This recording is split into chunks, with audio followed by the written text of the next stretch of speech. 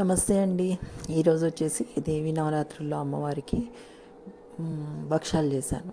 దీనికి వచ్చేసి ఒక 2 గ్లాసుల శనగపప్పు ఉడకబెట్టి పెట్టుకున్నా. కుక్కర్లో పెట్టేసి మామూలుగా 2-3 విజిల్స్ వచ్చాక తీసేసి ఆ ప్రెషర్ పోయేదాకా ఆగకూడదండి. ప్రెషర్ మనమే వెంటనే తీసేయాలి. తీసేస్తే ఆ పప్పు సరిగ్గా ఉడికిపోతుంది. ఆ నీళ్లు తీసేసుకొని బెల్లం కొంచెం కచ్చాపచ్చాగా దంచుకొని చూపించాను కదా అలాగా దాన్ని గ్రైండర్లో వేసుకోండి. అప్పుడు కొంచెం ముద్దగా వస్తుంది అది పూర్ణం.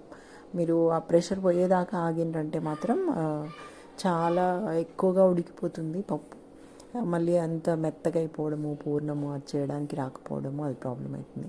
మీరు ఇలా కొంచెం గట్టిగా ఉండేలాగా పూర్ణం చేసుకుంటే ఎంత పతలా అయినా చేసుకోవచ్చు, ఎంత పెద్దగైనా చేసుకోవచ్చు అండి. మామూలుగా బల్లాడి పెట్టేసి చపాతీ రాకినట్టుగా మనకు ఫంక్షన్స్లో పెడతారు కదా అలా.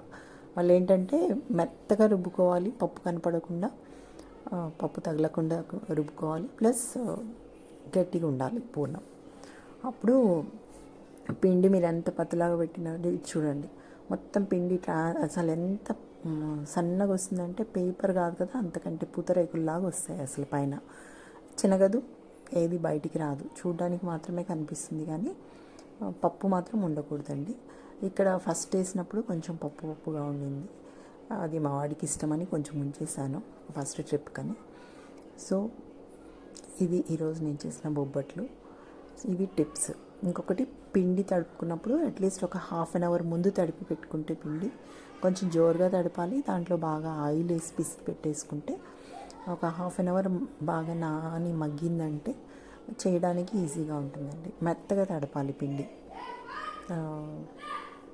సాఫ్ట్గా ఉండాలి. జస్ట్ ఇలా ఫింగర్ పెట్టగానే లోపలికి వెళ్ళిపోయేలాగా ఉండాలి మెత్తగా పిండి. అలా ఉంటేనే ఇలా పత్తలాగా పెద్దగా వస్తుందండి.